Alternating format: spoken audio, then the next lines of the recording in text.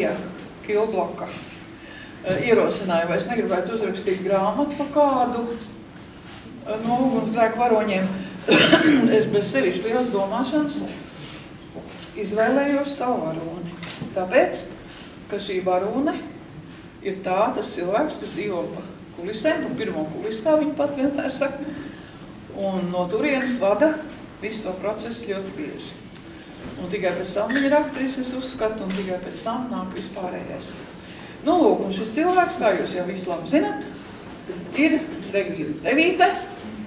Sagaidām viņu.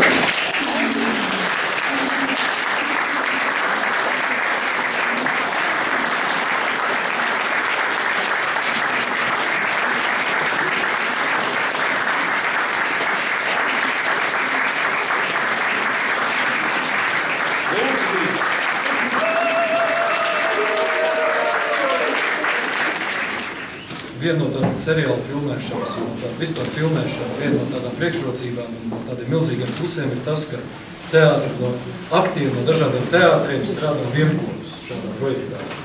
Un ir pilnīgi iespējams, ka, ja nebūtu šī seriāla, ka mēs ar Regīnu nebūtu satikušies vispār. Ja mēs nerunājot par darbu kopīgi, bet nebūtu satikušies. Līdz ar to tas ir milzīgs, tas ir ārkārtīgi interesanti, tas ir skaisti, paldies autoriem. Tas ir unikāls gadījums. Mūsu laikos, kad par vienu lomu uzrakst grāmatu. Es saprotu, ka tā nav tikai par vienu lomu, tas ir par Regīnu kā tādu arī.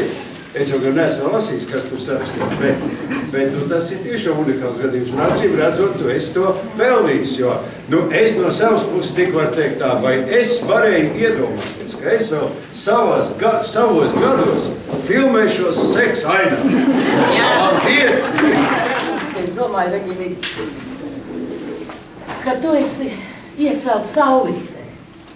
Un tas, laikam, ir arī kaut kur tomēr liktenī vai zvaigznēs ierakstīts, un vēl jau vairāk es domāju par to tavu darbu ikdienu, to, ko tu dari teātrī, lomīgs, protams, ja, bet to pamatdarbu, ko tu dari. Jo vadīt izrādi, mīļie, tas ir tā kā ogļracim strādāt, tas ir. Turpat var teikt, tur putekļi, tur dūmi kūp, tur lēni mana dzīve drūp. Tur ir jāstāv tumsā, tur ir jāsauc, tur ir visi. Tur ar dzērājiem jātiek galā, tur ir lomas jāmaina, tur, to zina tie, kas strādā. Tāpēc es par to vēl esmu dubult priecīga. Regīna, man personīgi ir ļoti liels prieks izdomāt par tevi. Tur gan tas nosaukums no Zentas, no tavas mammas Zentas līdz Zentai, kas ir ugunsgrēkā, tas solis, tu pati ziniet, cik bijis garš.